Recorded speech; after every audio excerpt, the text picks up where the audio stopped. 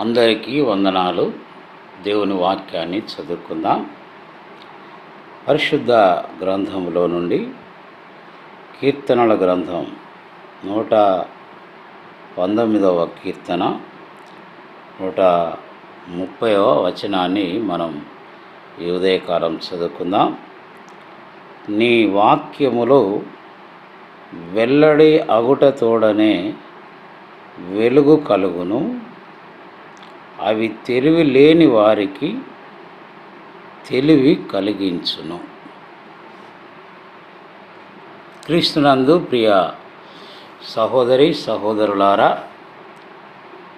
నా ప్రియ భారతీయులారా, మీ అందరికీ ఈ ఉదయకాలపు శుభములు వందనాలు తెలియజేస్తూ ఉన్నాను.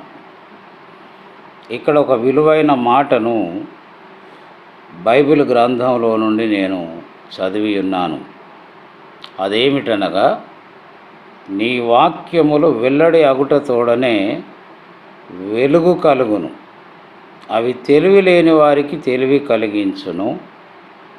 ఈ మాట 100కి 100 సత్యం. థామస్ ఆల్వా ఎడిసన్ మనందరికీ తెలుసు.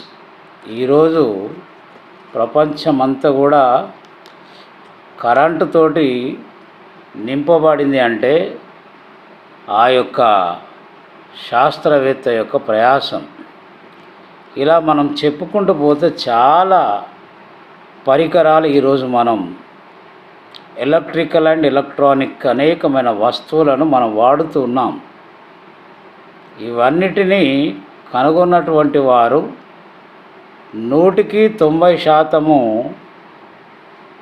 ఈ బైబిల్ గ్రంథాన్ని విశ్వసించి చదివినటువంటి వాళ్ళే అనే సత్యాన్ని మనం ఒప్పుకోక తప్పదు. ఈ శాస్త్రవేత్తలందరికీ ఈ తెలివి ఎక్కడి నుండి వచ్చిందంటే వారు పరిశుద్ధ గ్రంథాన్ని చదివినప్పుడు వారికి తెలివి కలిగింది. థామస్ ఆల్వా ఎడిసన్ ఏమంటాడంటే, దేవుడు నన్ను వెలిగించాడు, నేను దేవుడిచ్చిన తెలివితోటి ప్రపంచాన్ని వెలిగించాను అంటాడు. ఈ బల్బు కనిపెట్టడంలో తాను ఎన్నోసార్లు ప్రయత్నం చేసి చివరికి సఫలీకృతుడయ్యాడు. ప్రియ సహోదరి సహోదరులారా, నేను కూడా బైబిల్ చదవకముందు పెద్దగా తెలివి లేనటువంటి వాడిని. కాబట్టి దయచేసి ప్రతిరోజు బైబిల్ చదువుదాం, తెలివిని సంపాదించుకుందాం. అట్టి కృప పరిశుద్ధాత్మ దేవుడు మీకు దయచేయునుగాక.